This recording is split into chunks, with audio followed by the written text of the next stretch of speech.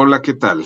Este sábado estamos otra vez en el librero y pues como siempre acompañados de amigos. En esta ocasión con un excelente amigo, Enrique Flores, quien desde la Ciudad de México nos saluda. Enrique Flores, él es investigador del Instituto de Investigaciones Filológicas de la UNAM. Pues Enrique, en primer lugar, muchas gracias por estar aquí en el librero. No, muchas gracias a ti, Juan José, por la oportunidad de platicar un rato y por el gusto, ¿no? De platicar un rato de este proyecto en especial que ya lleva mucho tiempo. Y bueno, es realmente un gusto y un privilegio, ¿no? Con todo lo que la historia, el historial que tienes como editor, digo, entre otras cosas, ¿no? Eh, Además de escritor, pero con un trabajo muy valioso que ha realizado. Así que es un gusto poder estar aquí, ¿no? Y con la gente que te sigue, ¿no? Los oyentes, a los que también les agradezco que estén escuchando, participando. Exactamente, sí, yo creo que tenemos para ellos el día de hoy algo muy interesante realmente, ¿no? Es algo que, que es importante divulgar. El trabajo, claro, que has realizado en este proyecto, Adubo Vidi, que así se llama, pero eh, bueno, un poco para introducir en el tema. Eh, eh, en muchas ocasiones yo cuando hablo de literatura y cuando hablo de la manera en que el ser humano, las personas comenzaron a hacer historias, a historiar, a narrar, yo entro por esa vía en el asunto, me remonto a los más lejanos orígenes, ¿no? Y entonces digo, bueno, pues es que la comunicación eh, eh, se dio pues así, obligado la persona, el ser pensante a tratar de comunicar lo que había encontrado, pues tuvo que idear la forma de conseguir que el otro le entendiera, ¿no? Por un lado, ¿no? Eh, y eso fue el detonante para que luego sucedieran muchas otras cosas, ¿verdad? Pero digamos, ese era el detonante. Y luego, luego me vengo al presente y hablo de cómo en muchas zonas rurales se da mucho todavía el hecho de compartir en comunidad historias de una manera espontánea y por el mero placer de escuchar esas historias, ¿no? Después, cuando terminan de trabajar, después de las labores, se reúnen afuera de las casas y comienzan a hablar, a sentir el placer de escuchar historias y otro a sentir el placer de contarlas y no les importa que sea verdadero o falso lo que dicen, simplemente es ese placer, ¿no? Entonces, ese hecho pues da origen pues ha dado origen a muchas obras literarias, al hecho de escribir, al hecho de crear, en fin, ¿no? Estoy siendo un poco caótico, pero ese es básicamente el origen de todo esto, ¿no? Y el proyecto que ustedes llevan ya un buen tiempo trabajando eh, va a esos orígenes, ¿no? Es un proyecto que se menciona en la misma página donde se presenta, etnopoético, y que se refiere a estas poeticidades. Por ahí, por ejemplo, me gustaría que tú nos comenzaras a hablar, ¿no? ¿A qué se refieren cuando hablan de poeticidad? Y, y que luego nos expliques también de dónde proviene el nombre, Adubo Vidi, que realmente es algo muy interesante. Mira, realmente está muy bien comenzar por ahí y realmente da para hablar mucho, que bueno, voy a tratar de no hacerlo, ¿no? De no hablar demasiado. Eh, primero, primero hiciste una presentación donde empezaste hablando de los relatos orales, las tradiciones orales y todo aquello. Eso me remitiría a otros proyectos anteriores, ya a temas que tienen que ver con esto, pero son distintos, que es la investigación, pues sí, de eso, de las tradiciones orales, de la oralidad frente a la literatura, ¿no?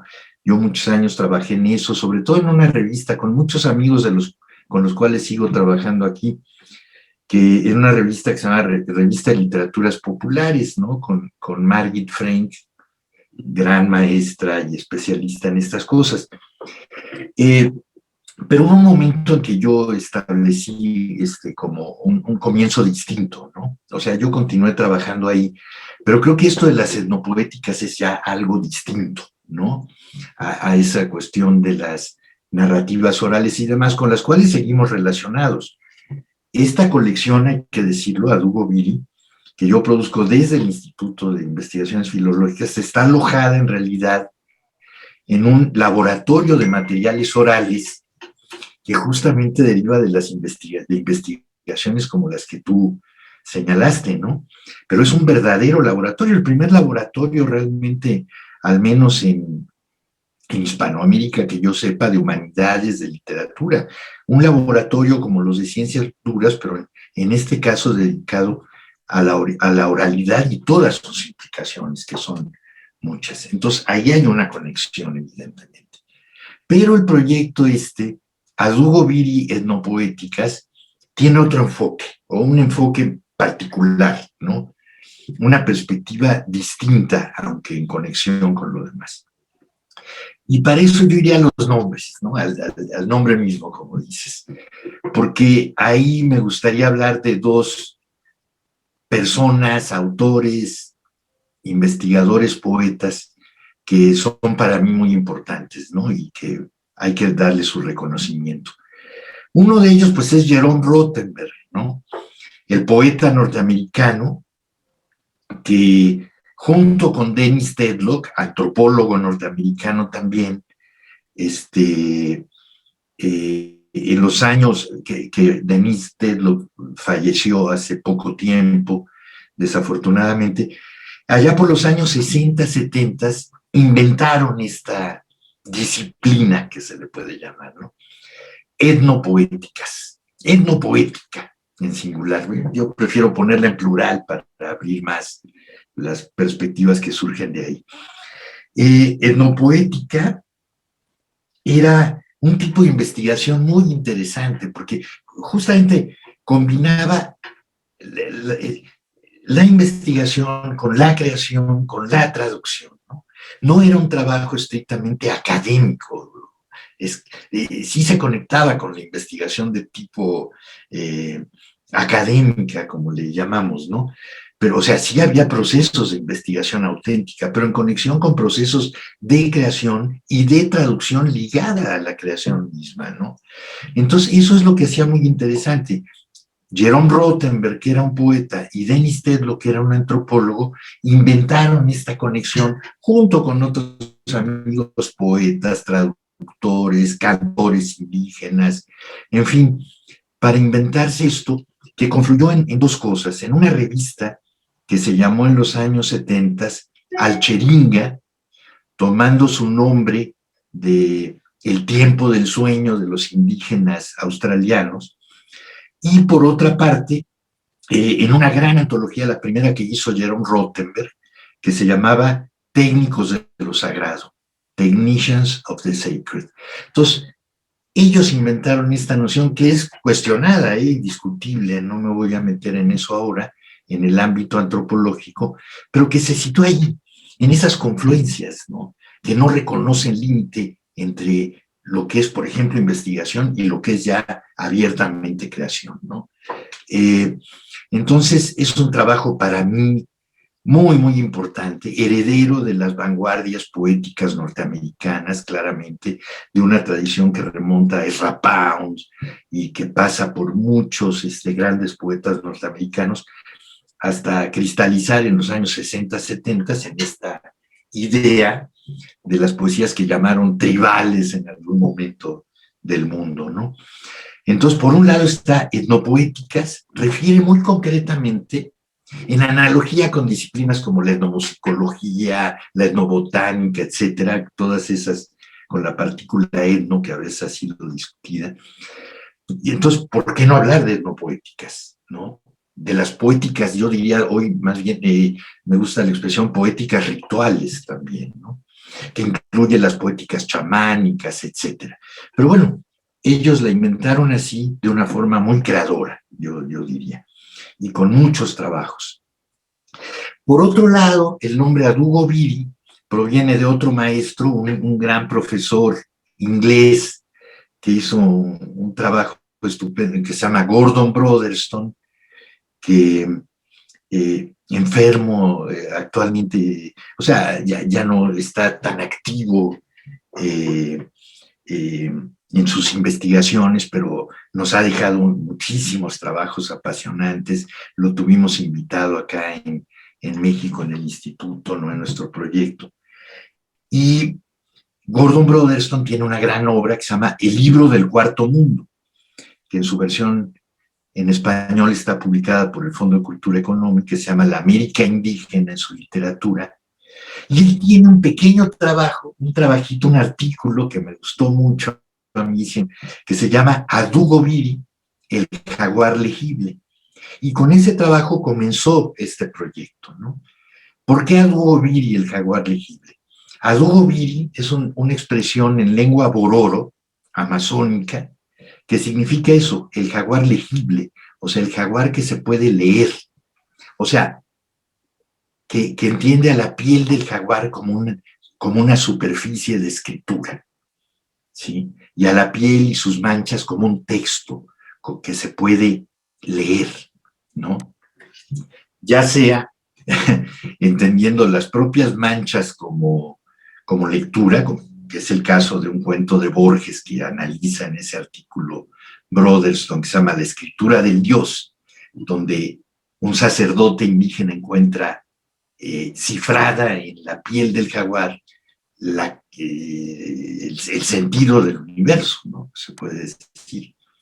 Ya sea en la parte inversa de la piel, que efectivamente fue usada como un soporte de escritura por los Bororo en la selva amazónica, ¿no? Entonces, eso es lo que le da nombre a Adugo Biri, con esa noción de escritura, que es una escritura además alternativa, distinta a la alfabética europea occidental, y por otro lado, etnopoéticas, ¿no? Entonces, bueno, creo que ahí se cifra el sentido de nuestro proyecto, que ya tiene sus cosas más específicas, ¿no?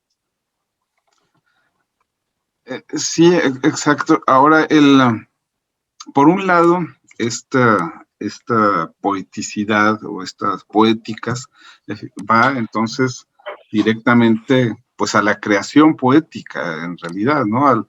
Es decir, pues habría también vínculos con los ensayos, por ejemplo, que escriben, bueno, poetas como Denise Levertov o Wallace Stevens, o que van al fondo de la creación, ¿no? A partir de una particularidad que son ellos mismos, ¿no?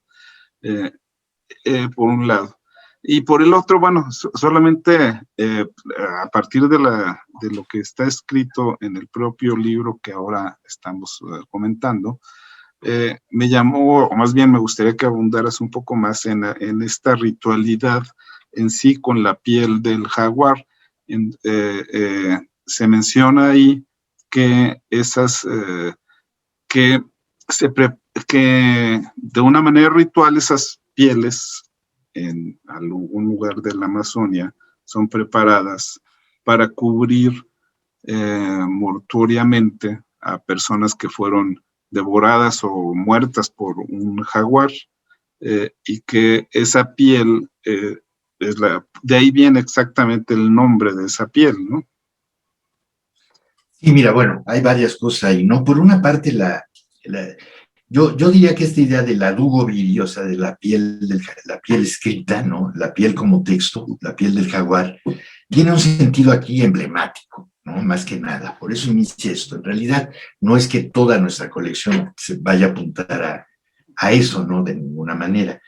Pero de alguna manera, por una parte, el jaguar es un animal muy, muy, muy emblemático de estas mitologías y ritualidades amerindias, no solamente de una poética, ¿no? O sea, es por excelencia, se puede decir que es de aquel ser en el que se transforma el chamán, ¿no? Como aparece en muchos, muchos lugares de la literatura y de la mitología americana y amerindias, ¿no? Entonces, habría mucho que decir sobre el jaguar ahí, ¿no? No es un rito en particular, sino, bueno, por darte dos ejemplos, ¿no? Hay un gran libro de un antropólogo colombiano que se llama Gerardo Rachel Dolmatov, que se llama El chamán y el jaguar, donde analiza estas transformaciones, sobre todo en un capítulo que se llama La transformación del chamán en jaguar, que es extraordinario. Pero por otro lado, está la obra de, por ejemplo, Mi tío el jaguar, ¿no? Mi tío el jaguarete, de Guimarães Rosa, en el que tiene lugar también una transformación, ¿no? Del mismo protagonista del relato en jaguar, que ha sido analizado, por ejemplo, por Haroldo de Campos, que es un apasionado de estos temas, ¿no? Ha sido analizado como una transformación también lingüística. O sea, el personaje que se transforma en jaguar termina hablando la lengua del jaguar, lengua de rugidos, gruñidos, ¿sí? Una lengua física que además tiene que ver con las ideas mitológicas indígenas de las lenguas de los animales, de los lenguajes de los animales que tienen que ver con el chamanismo. En fin, todo esto nos lleva por muchos, muchos caminos, ¿no? Pero creo que es importante el punto de partida que planteas de las poéticas, ¿no? Que efectivamente en el caso de Rothenberg tienen mucho que ver con esas poéticas norteamericanas, no tan teoricistas, digamos, como las europeas, las francesas y estas cosas tan abstractas, aunque muchas veces muy apasionantes, sino que son, digamos, muy prácticas, ¿no? Entonces, los textos de Rothenberg, que por cierto han sido traducidos y publicados, pero todavía por ahí circulan los libros en la editorial Aldus, ¿no? En una excelente traducción de Heriberto Yepes, hay que decirlo, porque él traduce no solamente los textos de no poética de Rothenberg, sino una gran compilación de textos, de ensayos, de poética de Jerome Rothenberg, ¿no? Entonces, por supuesto que tiene que ver con eso.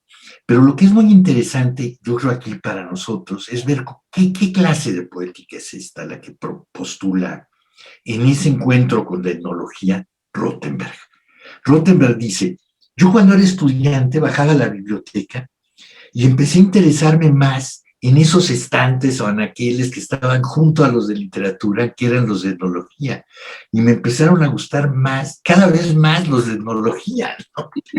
Donde encontraba elementos poéticos mucho más interesantes que los que encontraba en los anaqueles de literatura, ¿no? Esto, por otro lado, nos conecta a las vanguardias de hace 100 años, las famosas vanguardias históricas, ¿no? O sea, el dadaísmo, incluso el cubismo, el surrealismo, el expresionismo, que se apasionaron por lo que llamaron estéticas o el arte primitivo, ¿no? Noción muy cuestionada ahora, pero que en ese momento tuvo una función así totalmente subversiva y revolucionaria de destruir el arte realmente existente para apelar a formas mucho más puras y complejas también que inspiraron su propia producción. Entonces yo creo que esa es la fuente última de esta poética rothenbergiana, ¿no? Esas vanguardias de hace 100 años, por decirlo así. Y ahí basta mencionar a Antonin Artaud, ¿no? Digo, fundamental. Ahí se da, es un momento de un cruce, pues, impresionante, ¿no? Que nos lleva a algo, pues, casi infinito, ¿no? Bueno, quienes leímos, bueno, en mi caso, en los años 80, el viaje al país de los tarahumaras y de Artaud, pues nos quedamos impactados con esa visión, ¿no? Esa visión que justamente también es algo de que ustedes hablan en el proyecto, ¿no? Cuando hablan de lo halógeno, pero yo vería como ese encuentro, ¿no? Por verme, pues, mediador, ¿no? Ese encuentro entre culturas, ¿no? Entre lo occidental y lo no occidental, digamos, ¿no? Y Artaud, pues, es una expresión muy clara, ¿no? Pero, digamos, a partir de ahí, entonces, las posibilidades se vuelven muy amplias, ¿no? Porque, digamos, no, perdón, quiero decir, no se van a limitar ustedes solamente a Sudamérica, a la Amazonia, ¿no? También están los cantos amerindios en Estados Unidos, ¿no? En fin, eso es sumamente amplio, y a partir de ahí han dado ustedes resultados que están contenidos pues ya en libros, ¿no? Pero la gama ahí, a partir de ahí ya es muy amplia. Sí, mira, ahí hay varias cosas también. O sea, yo sí querría decir que para mí la lectura, la inspiración de Antonin Artaud es fundamental. Efectivamente, desde los años 80 o antes, ¿no? Que empecé a leer. Yo probablemente a principios de los 80 empecé a leer a Antonin Artaud. Para mí ha sido una lectura que recobré en los últimos tiempos, ya tiene rato también, que para mí es iluminadora, ¿no? O sea, para mí es fundamental. Y mucho fue eso lo que me llevó, ¿no? La relación de las vanguardias con lo llamado primitivo son muy complejas. O sea, son también de tipo de dominación colonial. Tiene algo de eso, pero también tiene una cuestión de cómo antropofágicamente, diríamos, para pensar en los movimientos vanguardistas brasileños, también operan desde la profundidad de nuestro continente, ¿no? Devorando a las culturas invasoras, ¿no? De una manera caníbal o antropofágica. Entonces, Antonin Artaud ha sido para mí fundamental, y aquí tiene una presencia en efecto fundamental, ¿no? Y otra cosa muy central tú insistías en el tema de la poética. Aquí lo que se plantea son poéticas. Yo diría que incluso se puede ir más lejos de la noción de no poéticas, hacia nociones de poéticas rituales y poéticas generalizadas, ¿no? Aquí, en esto, al adentrarnos en esos campos rituales y cosmológicos y cosmopolíticos también actualmente, vamos a encontrar que la poética está por todas partes, ¿no? Como dice Rothenberg, poema es todo lo que sucede, de alguna manera. Entonces, una enopoética lo que está proponiendo es que la poética de ninguna manera se reduce a la letra de un poema impreso en un libro, ¿no? Ya no digamos, por supuesto que la oralidad está involucrada, lo vocal, la voz, pero va mucho más allá, va a los sonidos inarticulados, va a una noción fundamental que es la de performance, ¿no? Performance tal y como se entiende en las poéticas occidentales y tal como se entiende en las ritualidades indígenas, ¿no? Y del mundo en general. La noción de performance es fundamental, o sea que la acción, el espectáculo ritual, los actos, los objetos mismos rituales, los mitos que subyacen o que se articulan con un rito en especial, las danzas. En el caso de Artaud, por eso es tan importante la noción del teatro de la crueldad, por ejemplo, que tiene tanto que ver con estas ritualidades, ¿no? Al menos así lo veo yo. Entonces, es una poética, yo diría, como generalizada, lo que surge, lo que emerge de acá, transformando el hecho poético y recobrándolo de una manera que además también perteneció a Occidente en sus formas más profundas, ¿no? Que la poética chamánica, por ejemplo, cómo no asociarla o conectarla con las poéticas de la inspiración desde Platón hasta el romanticismo, hasta el surrealismo, ¿no? O sea, realmente aquí se transforma eso que dices de la poeticidad, ¿no? Se entiende en un sentido mucho más amplio, profundo, que trastorna nuestras nociones ya establecidas, ¿no? Entonces, bueno, esa sería como un fundamento de todo esto y un aporte muy general que nos lleva a investigar esas poéticas, no como poéticas del otro, sino como de los otros que hay en mí, en nosotros mismos, ¿no?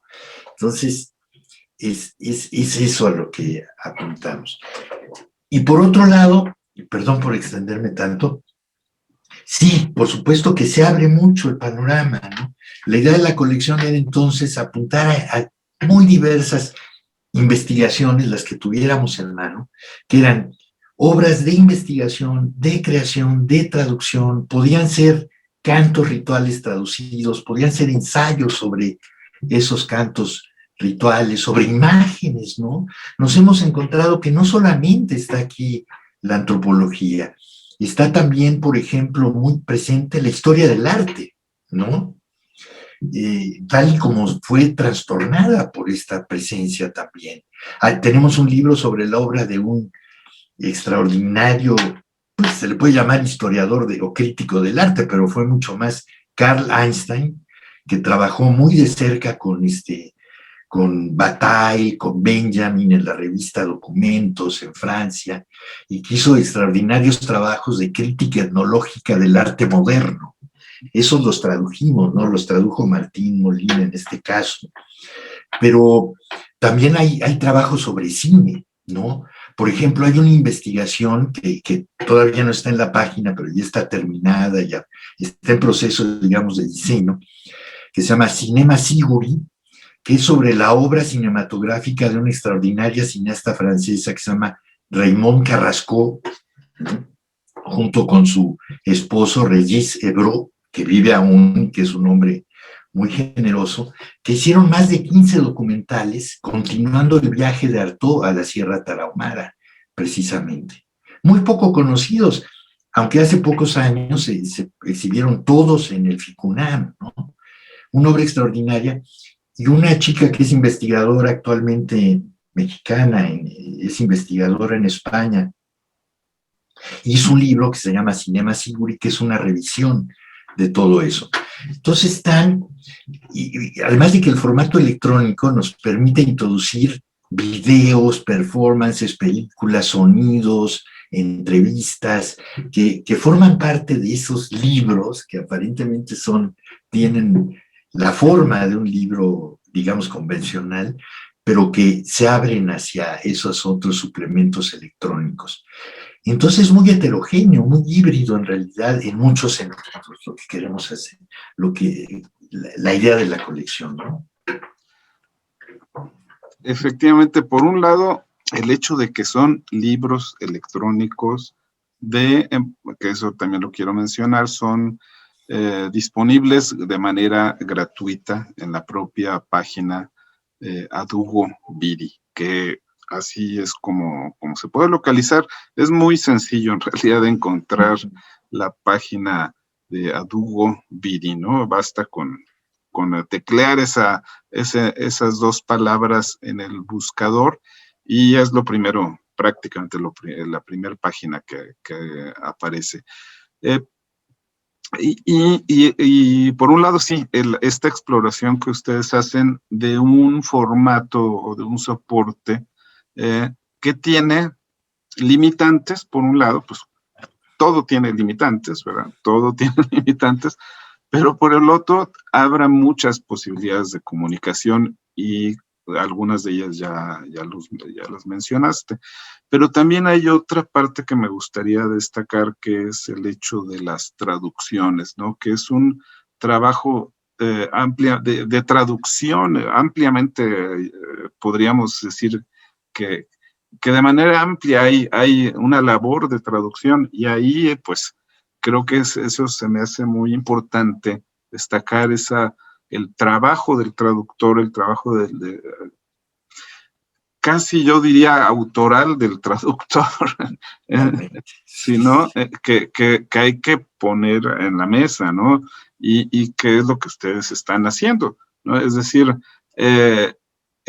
la manera en que lo que ustedes están divulgando es todo esto de lo que ya hablaste, pero también para poderlo conseguirlo, pues hacen falta quienes lo trasladen, por ejemplo, al español, al idioma que nosotros estamos hablando, ¿verdad? Entonces, eso creo que también es muy importante por el trabajo que están haciendo. No, es fundamental, ¿eh? En ese sentido, o sea, la importancia, el papel de la traducción está además marcado también por el propio Rothenberg desde los primeros, no son manifiestos, pero casi manifiestos de la etnopoética en sus prólogos y demás, ¿no? Así como la performance es una noción central, la traducción lo es. Aquí él es un gran traductor y la traducción no es de ninguna manera un hecho subordinado al acto de la creación, ¿no? La traducción es una continuidad de esa poiesis, ¿no? De la poética, ¿no? Del poema y de... O sea, ni siquiera deberíamos hablar ya del poema original, ¿no? Hay un continuum que es el de la poiesis y ahí están la creación, la traducción y otras cosas más, ¿no? Entonces la traducción es fundamental y en la colección efectivamente lo ha sido. Nosotros desde el principio, yo este proyecto lo empecé con alumnos, como un proyecto en el que los estudiantes pudieran participar, no solo como esos ayudantes que solo llenan fichas y se encargan de la obra negra, de los trabajos, de la obra más, la parte más pesada, sino que ellos tuvieran acceso a todo el proceso de investigación, o sea que escribieran, que tradujeran, que se encargaran del proceso de edición, como lo hizo uno de ellos de una manera muy importante, Isaac Magaña, ahora lo hace Gamaliel Valentín, que es un estudiante que ahora está por entrar a la maestría, que es un excelente trabajo de diseño y de edición, como el que hizo Isaac en su momento, y otros, ¿eh? Entonces se trataba de que ellos accedieran a todos los momentos de la investigación, la redacción, la escritura de libros.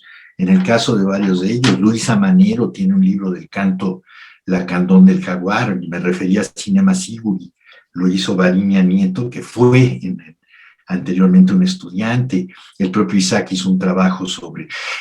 la reunión de materiales misma, no solo la traducción, es un elemento creador, como también lo hace Rothenberg, o sea, la edición en el sentido de juntar los materiales de un libro son parte de una composición, de una creación también. Y eso está muy presente en la colección. Y no solo, obviamente, a través de estudiantes o antiguos estudiantes, sino de poetas y traductores amigos que han colaborado con nosotros y que han hecho trabajos excelentes. Ahí quisiera mencionar, por ejemplo, Iván García, que está trabajando también ahora contigo, ¿no? En tu colección, que es un excelente traductor del portugués y armó un libro con materiales brasileños basados en cantos aragüetés, que en sí mismo él tiene la autoría de ese libro, no solo como traductor, sino como el compositor, digamos, de ese material, aparte de algunas ideas que nos dio el propio Viveiros de Castro, por cierto. Pero, por ejemplo, Reinaldo Jiménez, que nos ha apoyado tanto, que hizo la traducción al español, de una traducción al portugués brasileño que hizo José Liviana, de cantos guaraníes, ¿sí? Entonces, ves, ahí el proceso de traducción es mucho más amplio. Están los cantos guaraníes que son de una autoría, digamos, colectiva, ¿no? Pero de un pueblo o de especialistas en ese pueblo que transforman los cantos conforme los cantan, cantos maravillosos, los cantos guaraníes, pero ella los traduce de una manera en que de alguna manera se los apropia, los transforma y continúan siendo también esos cantos, ¿no? Se diluye, se disuelve, se prolifera esa autoría, pero de una manera, en un libro que se llama Rosa Barroca, Rosa con Z, que es un libro extraordinario, ¿no? Que incluye no solo sus versiones de esos cantos, sino ya los poemas que esas versiones inspiraron en ella, además de comentarios, algunos de tipo erudito, otros de tipo más creador, además de la participación de ilustradores, entre comillas, de un ilustrador que realmente también lo que produce es una continuación de esa poesía, ¿no? De esos elementos del canto. Entonces, y luego para que Reinaldo el gran poeta, ¿no? Argentino, editor también, o sea, y lo traduzca al español en algo que es una suma verdaderamente de participaciones autorales admirables y proliferantes, ¿no? Pongo esos ejemplos, pero hay otros, ¿no? Patricia Gola tradujo los cantos amerindios de Kenneth Rexroth, que a su vez compilaba los de una erudita norteamericana que, o sea, Rexroth lo compiló de infinitos volúmenes antropológicos en los que una gran investigadora había traducido cantos de multitud de pueblos norteamericanos. Entonces también ahí vemos esa proliferación de las poéticas a través de la traducción, ¿no? Eso a mí me encanta, ¿no? Entonces la edición de un libro tiene que ser también, de alguna manera, lo es, ¿no? Lo sabemos, un acto creativo, ¿sí? O sea, el cómo se diseña en todos los sentidos un libro es. Y lo hacemos con los elementos rudimentarios que tenemos nosotros, que no son, bueno, yo más que nadie, yo menos que nadie, soy un especialista en esas cuestiones, ¿no? Yo creo que el resultado que ustedes muestran en la página es realmente muy bueno, es notable, y yo invito pues a quienes nos escuchan a que busquen esta página, porque de una manera muy, como se dice ahora, muy amigable, ¿no? Muy fácilmente de consultar, aparecen los libros ahí tal cual, ¿no?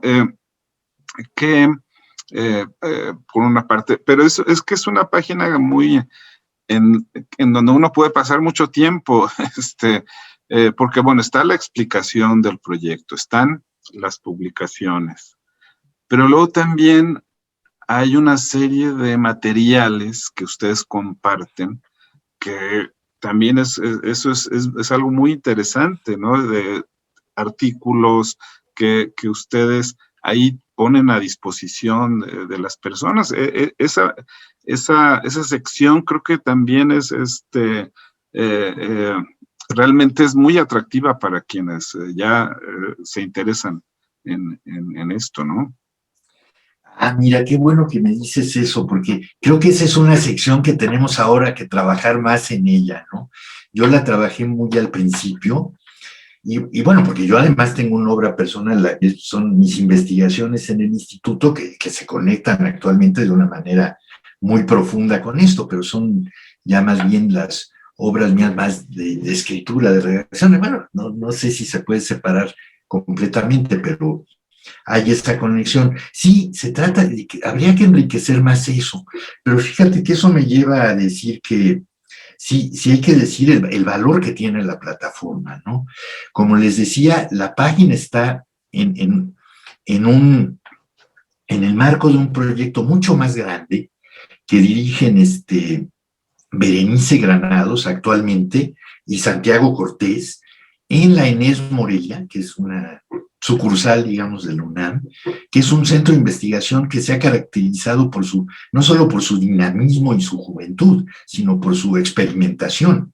Ellos ahí inventaron este laboratorio, y en el laboratorio es que aparece esto como uno de muchos proyectos que en el laboratorio se desarrollan, y lo hacen con plataformas que permiten esa amigabilidad de la que hablas, ¿no? O sea, Santiago es un experto en estas cuestiones. En México yo creo que es la persona que mejor maneja esta relación entre las humanidades y el trabajo, pues, digital, ¿no? Que es también de investigación y de invención, no es una simple cuestión técnica. Entonces, sí, a ellos se debe mucho que la página sea así, y sí ha sido en los últimos meses que gracias también al apoyo de ellos hemos logrado, al apoyo de ellos, al apoyo del instituto, al apoyo de Papit, pero muy en especial de ellos, ¿no? como siendo ellos quienes alojan esta página y se encargan de el proceso de publicación, los que han hecho posible en los últimos meses que los libros estén subiendo por fin de una manera continua en algo que efectivamente yo entiendo como un trabajo en curso, no un work in progress, que ojalá continúe y que tiene su complemento y debería tenerlo más amplio en esas otras secciones de la página que mencionabas, ¿no? También ofrecen ustedes entrada a algo que parece un proyecto socio de ustedes, o en fin, me gustaría que me lo explicaras, pero que es un material también muy interesante, ¿no? Es que se llama Malatesta en obra negra, ¿no? Que bueno, realmente ofrece materiales también muy interesantes y de manera íntegra, ¿no? Algunos de ellos. ¿Ese proyecto en qué consiste? Y qué bueno que lo mencionas, ¿eh? Porque ese está en otra página también, pero lo quise poner ahí porque está conectado de una manera distante, digamos, pero a mí me importa mucho, ¿no? Qué bueno que me permites decir un poquito sobre eso. Malatesta en obra negra es un proyecto que hago con principalmente surgió con José Manuel Mateo, también con Isaac Magaña, sí, pero Isaac ahora está haciendo su doctorado en Harvard y está muy absorbido por su trabajo allá, pero sobre todo por José Manuel Mateo, que es un gran editor, ¿eh? Eso, él sí es, bueno, tiene años y años en esto, además de poeta, un gran investigador, o sea, mi admiración por él no, es muy grande, ¿no? Entonces, con él iniciamos este proyecto muy, marginal.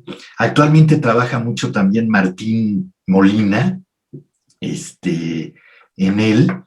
¿Y cómo surgió? Surgió como la idea de escapar un poco en el origen a la esclavitud, a las camisas de fuerza académicas nuevamente, ¿sí? También esa fue un poco la idea de As Lugo Viriel no poéticas, ¿no? Aunque hemos podido lidiar con eso de una manera bastante exitosa, ¿no? Pero en el caso de Malatesta es más extremo. Malatesta lleva el nombre de un gran anarquista italiano, ¿no? Con quien nos solidarizamos profundamente, ¿no? Malatesta, además, su nombre mismo es muy representativo de lo que queremos, ¿no? Es como mala cabeza, ¿no? O sea, una cabeza terca en hacer las cosas de otra manera, de esa forma anárquica, no en el sentido de caótica, sino de no reconocer, ahora sí que ni Dios ni amo, ¿no? Entonces, se trataba de escapar de la camisa de fuerza académica en el sentido de provocar y producir y promover ensayos, trabajos de investigación no circunscritos a los formatos académicos que son una verdadera pesadilla, ¿no? Actualmente en el mundo, ¿no? En las revistas académicas, que bueno, puede haber trabajos, los hay, indudablemente extraordinarios, o sea, de calidad altísima, y no es eso lo que discuto, sino el formateo de la investigación, y no solo de la investigación, sino de las maneras como se presentan las investigaciones, de la escritura y de las formas, que yo creo que también debemos experimentar con las formas de presentar la investigación y no atenernos a formas totalmente decimonónicas, ¿no? Muy dudosas muchas veces, que aparentan una cientificidad que muchas veces no tienen, o sea, tienen el formato de eso, ¿no? En fin, se puede discutir mucho sobre eso y tal vez exagero un poco bastante, pero nosotros queríamos experimentar con eso y llevarlo más lejos. Entonces, pues hemos invitado amigos a presentar ahí trabajos, también lo que eran trabajos de investigación en un sentido más estricto, aunque muy libre, como por ejemplo también en este caso de Reinaldo, que nos apoyó desde el principio. Pues ha acabado entrando también materiales pertenecientes a lo que llamamos creación, ¿no? Entonces, pero entendiéndolos de alguna manera como también procesos de investigación, ¿no? del mundo, de la realidad, de nosotros mismos, ¿no? Y de lo que desconocemos. Entonces, esa ha sido la idea de Malatesta. La hacemos pues cada vez que se puede, ¿no? Por ahí hubo un volumen en el que se convirtió, un volumen extra, una entrega extra, que fue un libro entero, que es un ensayo que se llama La pulsión anarquista, que es un ensayo de psicoanálisis sobre la pulsión anarquista como pulsión de muerte que se transforma en pulsión de vida, que los invito a ver porque tiene un diseño. El libro realmente me parece muy, muy interesante.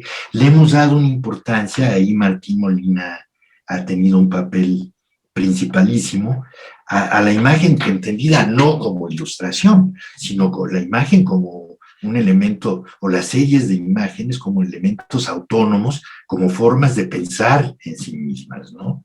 De pensamiento y del proceso mismo del pensamiento. Entonces, eso hemos querido darle también a la revista, esa proyección de imágenes que se ha infiltrado ahí mucho, como en paralelo al pensar a través de palabras y de ideas escritas, ¿no?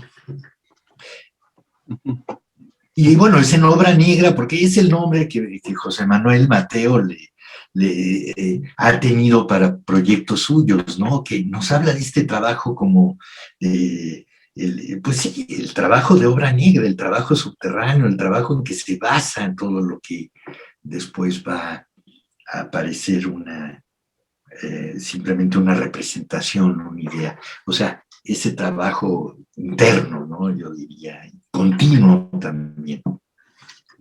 Sí. Sí, pues no, yo creo que quienes nos han escuchado van a poder disfrutar mucho realmente con la visita a estas páginas y bueno, pues que ojalá que lleguen a estas fuentes, a estos libros, por un lado, ¿no? Pero un poco, digamos, para ir cerrando la charla, básicamente a mí me gustaría ahora que tú me hables, pues estos son proyectos paralelos, o, digamos, quizá, no sé, a lo mejor no son, tú trabajas en el Instituto de Investigaciones Filológicas y ahí pues desarrollas también investigaciones, ¿no? Me gustaría un poco que nos platicaras en qué estás ahorita, ¿no? ¿Cuál es tu, por dónde estás trabajando específicamente, ya en tu caso personal? Bueno, mira, mucho dedicamos a esto, ¿no? Y gracias al apoyo de programas como el de PAPIT, que en la universidad son programas de apoyo a la investigación, que permite dar becas a estudiantes que de esa manera se inician realmente en la investigación, ¿no? O sea, yo en primer lugar lo que quisiera decir es el fuerte apoyo que la UNAM, la universidad, da a estos experimentos, ¿sí? O sea, sí es muy notable, porque si por una parte hablaba yo de las camisas de fuerza académicas, por otro lado hay que decir que la universidad hace posible estos experimentos y experimentaciones que a veces son bastante radicales, ¿no? Y en ese sentido o sea, debemos agradecerlo, ¿no? Evidentemente. La universidad y el Instituto de Investigaciones Filológicas en particular. Entonces, pues mis investigaciones yo diría que actualmente están muy, muy conectadas con estos asuntos, ¿no? Recientemente, te diré, yo quisiera mencionar por lo menos 3 cosas, ¿no? Rápidamente. Yo hice una serie de trabajos que están en un libro que ya apareció hace unos pocos años y en uno que está por aparecer en estos días, que se podría resumir en la síntesis, en una palabra también, etnobarroco, ¿no? Es un trabajo, un libro, etnobarroco, rituales de alucinación, que me lleva desde Sor Juana hasta Néstor Perlonguer, para cifrarlo así de manera un tanto enigmática, pero que se conecta, ¿no? Autores ligados al barroco, al neobarroco, y ligados también a las culturas indígenas y de diversas maneras, ¿no? A través de la obra también de Hernando Ruiz de Alarcón, que hizo un gran trabajo etnopoético en el siglo XVII de compilación de conjuros mágicos y de descripciones de sesiones de Peyote, por ejemplo, en 1629, ¿no? O de María Sabina, ¿no? Pero es eso, lo que lleva, digamos, de Sor Juana a Perlonguer en algo que podría llamarse etnobarroco, ¿no? Porque, bueno, me llevaría muy lejos hablar de Perlonguer, que es un poeta al que admiro muchísimo. Los invito a ver ese libro, que ahora se publicará una especie de prolongación de esa investigación en un libro que llamo Teatrum Chemicum, ¿no? Teatro químico, siguiendo una sugerencia de Antonin Artaud, en el que continuó la investigación de ese trabajo de Perlonguer, en especial el auto sacramental del Santo Daime, la ayahuasca, ¿no? En fin, esa es una línea. Otra línea que se conecta de forma más indirecta con esto es el de la investigación de las poéticas de la locura, ya no solo de la alucinación, digamos, sino de la locura. En ese sentido, recientemente publiqué un libro de un caso inquisitorial de 1789, de un personaje genial que era un sastre, un bordador de Toluca, que fue acusado de herejía, de blasfemia por la Inquisición novohispana, procesado, y que acabó encerrado en la casa de locos de la Ciudad de México. Consideraron que más que un hereje era un loco. Entonces yo compilé todos los papeles y hago una larga serie de digresiones sobre lo que se llama el arte bruto, ¿no? O sea, esos lugares de encuentro también de las vanguardias, con una especie de curiosidad por lo que puede llamarse locura, en un sentido amplio y vago, ¿no? Entonces eso está en un libro que se llama Papeles de Tebanillo González, que acabo de publicar el año pasado. Y ahora estoy trabajando en algo que se llama Crueldad y Conquista, que es un proyecto derivado nuevamente de la lectura de Antonin Artaud, y que de alguna manera es la proyección en la lectura de la conquista de América y de México, muy en especial de la obra de Bartolomé de las Casas, la brevísima relación de la destrucción de las Indias, desde el punto de vista de la crueldad entendida en el sentido del teatro de la crueldad arturiano, ¿no?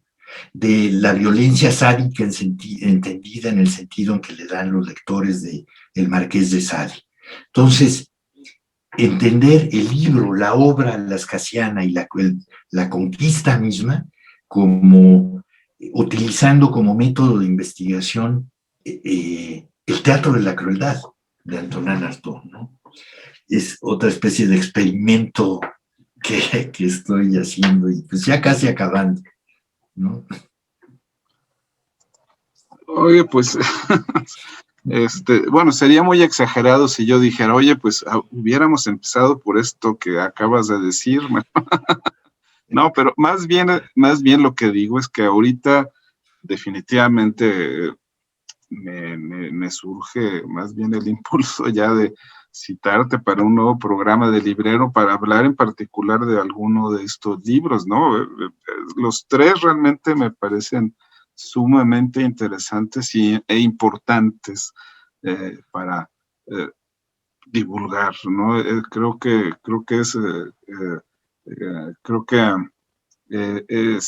bueno, no necesito, creo que añadir más. Los invito desde ahora a quienes nos escuchen a una nueva emisión con Enrique para hablar de estos temas. Y bueno, pues creo que por esta ocasión, básicamente no queda más que pues agradecerte la visita al librero, agradecerte pues todos estos conocimientos que estás ayudando a divulgar. No, mira, al revés, muchas gracias a ti, muchas gracias por tus palabras, pero también por la atención, el interés, ¿no? O sea, se agradece muchísimo, ¿no? Porque realmente alienta mucho en estos trabajos. Pero también, así que claro, ¿no? Yo por mí seguimos platicando, ¿no? Y yo quisiera decir nada más que gran parte de esto es un trabajo colectivo, ¿no? A lo mejor no de un colectivo fijo, también hay tengo a becarios ahora, chavos que están trabajando, chavas conmigo, excelentes, gentes muy inteligente, con mucha sensibilidad, creadora. Ojalá hubiera podido hablar con más detalle de cada uno de ellos y de ellas, ¿no? Pero es finalmente algo colectivo, no como un bloque, ¿no? Sino como un colectivo fluctuante, que algunos permanecen, otros se van, otros regresan, y que continúa, pero que yo siento que sin ese diálogo, sin esa compañía, sería totalmente insignificante e inexistente este trabajo, ¿no? Y no se diga de los lectores y lectoras que ahora que nos den también su atención y su escucha, por lo menos, ¿no? Si no es que más. Sí. No, seguramente que sí, y pues creo que eso fue algo en lo que no hicimos más hincapié, pero el hecho de que se divulgue también por medios electrónicos es una forma también de que puedas encontrar esa retroalimentación de los lectores de una manera más rápida, ¿no? Más y de pues más lugares, ¿no? Más lugares en el mundo en general. Pero, pues muchas gracias, Enrique, y pues nos vemos en la próxima, aquí en El Librero. Bueno, pues nos vemos. Mucha suerte con todos tus proyectos tan buenos, tan interesantes, tan comprometidos, ¿no? Desde dentro de la literatura y la poesía. Y muchas gracias, ¿no? A ti y a quienes nos escuchan. Hasta pronto.